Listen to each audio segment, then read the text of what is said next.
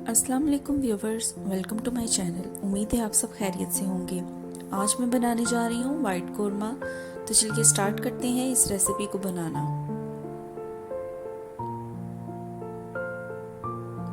तो वाइट कोरमा बनाने के लिए सबसे पहले मैंने ले लिया है एक पैन, और इस पैन के अंदर मैं ऐड करने जा रही हूँ 2 अदद प्याज।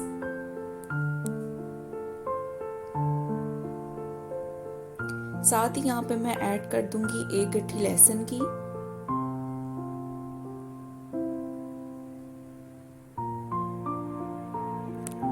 हाफ जग के करीब यहाँ पे मैं पानी ऐड करूंगी, और मीडियम फ्लेम पे ही तकरीबन 15 मिनट के लिए मैं इसको कवर अप करके रखूंगी, ताकि जो प्याज है और लहसुन है वो हमारे सॉफ्ट हो जाएं।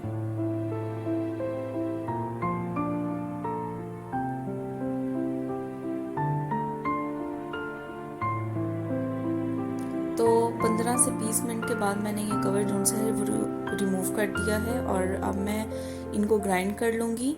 इसी पानी के अंदर मैं इनको ग्राइंड करके पेस्ट बना लूँगी। तो पेस्ट हमारी तैयार हो चुकी है, इसको रख देंगे साइड पे। अगेन मैंने एक पैन लिया है, 3/4 कप इसके अंदर मैंने ऑयल ऐड कर दिया है, 2 सिनेमन स्टिक, 4 से 5 लौंग और 4 से 5 हम इसके अंदर काली मिर्ची ऐड करेंगे। फ्लेम को मीडियम पे रखेंगे। अब यहाँ पे तकरीबन 1 kg के करीब मैं चिकन ऐड करूंगी, और 5 मिनट के लिए मैं इसको इसी ऑयल के अंदर फ्राई कर लूंगी। हाफ टी स्पून इसके अंदर मैंने नमक ऐड कर लिया है, और 5 मिनट के लिए हम इसे अच्छी तरह इसके अंदर फ्राई कर लेंगे।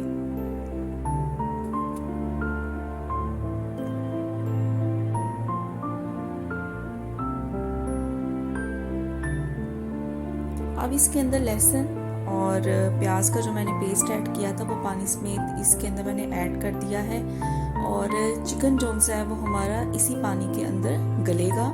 इससे क्या होगा कि आपको ये लिक्विड ज़्यादा लग रहा है, लेकिन चिकन जो सा है इसी पानी के अंदर टेंडर होगा, और इसका एक बहुत अच्छा टेस्ट जो सा है वो डेवलप हो जाएगा। तो यहाँ फ्लेम को मैंने जो सा है वो हाई पे कर दिया है।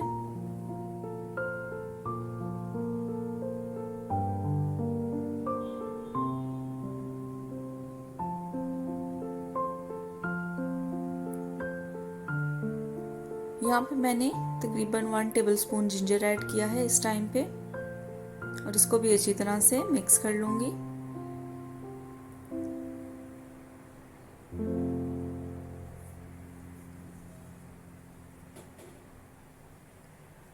तो पानी देखें खुश्क हो चुका है और ऑयल सेपरेट होना स्टार्ट हो गया है। तो इस पॉइंट पे हम ऐड करने जा रहे हैं दही।